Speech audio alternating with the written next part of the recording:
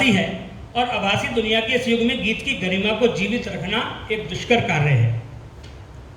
समय की मांग के अनुसार चलकर ही गीत को बचाया जा सकता है।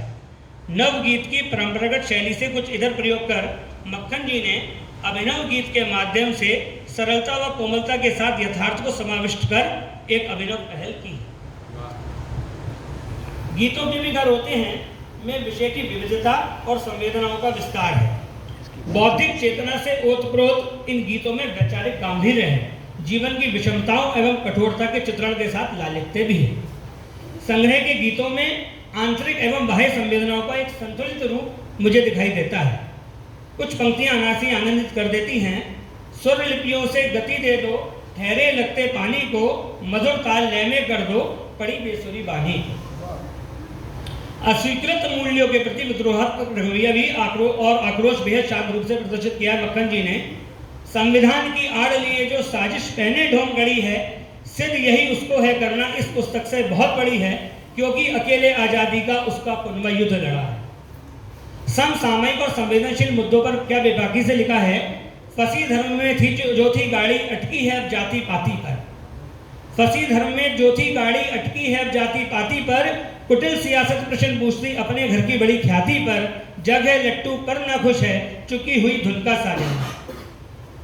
मक्खन जी की सत्यान्वेषी दृष्टि, उनकी दृष्टि बहुत कहते हैं दृष्टा है, मुझे तो ऐसा लगता है जब वो लिखते हैं गीत। उनकी सत्यान्वेषी दृष्टि मानव को दिशाबोध करा रही है। बुरे भले को ठोक बजाकर उसका सत्व निकालें। अच्छे को तो सभी निभाते, थोड़ा बुरा भी निभा लें। चलकर ही तो सत्य पथ मिलता, जीवन चलते जाना, चरे रहती चरे रहती। मक्खन जी के इन गीतों में बाल मन की व्याकुलता है। मक्खन जी के कुछ गीत ऐसे हैं, उन्हें आप कह नहीं सकते कि वो बाल कवि नहीं हैं। मक्खन जी के गीतों में बाल मन की व्याकुलता भी है। शैली बरबस सर्वस दयाल सक्सेना, उन्होंने भी लिखा था गीतों में नानी लिखना, गीतों में कहानी लिखना, उसी पर है। तपते दिन हैं बच्चे व्याकुल गर्मी से उकताए हैं, उन्हें बुलाने ननिहालों से कई बुलावे आए हैं, उनका मन भी खुश रखना है, गीतों में नानी लिखना। ये सर्वस दयाल सक्सेना को पढ़ा था, बिल्कुल उसी तर्ज पर लिखा हुआ है। और जैसा कि मैंने हिमाजी ने कहा, ग्रामीण अंचल की बात आती है तो ग्रामीण अंचल में मानवीय संवेदनाओं की मौजूदगी को कुछ इस तरह बयां किया है। आंखें रूखी रूखी, घर भी रीता रीता, खटका जाता कुंडी आकर रोज पजीता, मान गांव में रखा निर्धन की कुटिया। मान गांव ने रखा निर्धन की कुटिया का बहुत अच्छी अपनी सरकारी भ्रष्टाचार पर तंज किस प्रकार से कसा मक्खन जी ने।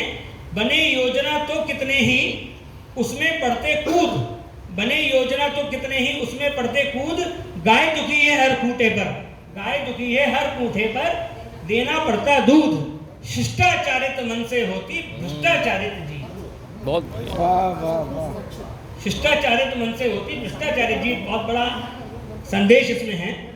यह कहने में कोई संकोच नहीं है कि यह अभिनव गीत हमारी संवेदनशीलता को बचाने की मुहिम में सशक्त आवाज है। भाषा डॉक्टर कारेंद्र देव त्यागी के उपनाम मक्खन की भांति सरल, सहज और संप्रेषणीय है। सामाजिक यथार्थ तथा उसमें व्यक्ति की भूमिका को परखने का एक सफल प्रयास किया गया है। कथ्य की व्यापकता और दृष्टि की उन्मुक्तता सिद्ध करती है कि इन अभिनव गीतों में किसी विचारधारा विशेष का दबाव नहीं है। सुधारवादी दृष्टिकोण को अपनाते हुए कुछ बेहतर के लिए अन्वेषण इन संग्रह में प्रतीत होता है। हालांकि कुछ पंक्तियों को जबरन विस्तार दे दिया गया है, परंतु मक्खन जी ने संपूर्ण संग्रह में मन की बात कही है और मन के विस्तार को रोका और मापा नहीं जा सकता। बिंबों और प्रतीकों का अधिक सहारा लिए बिना बात की तरह बात कह देने का हुनर मक्खन जी में ही है। संग्रह की पंक्ति जो खत को लेके लिखी गई है, सफल कहाँ गूगल भी उनकी सकल समीक्षा में खत के स्थान पर सर्वप्रथम संग्रह पर चरितार्थ होती दिखाई देती है। नवगीत के परिष्कृत रूप इन अभिनव गीतों के माध्यम से मक्खन जी ने नव काव्यांदोलन का बिगुल बजाया है।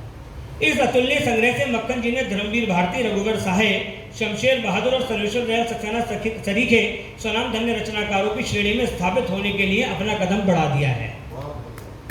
यह अभिनव गीत संग्रह हिंदी साहित्य जगत में न केवल अपनी एक अलग पहचान बनाए, वरन शोधार्थियों के लिए भी उपयोगी सिद्ध हो, ऐसी मेरी कामना है। धन्यवाद। जय हिंद, जय भारत।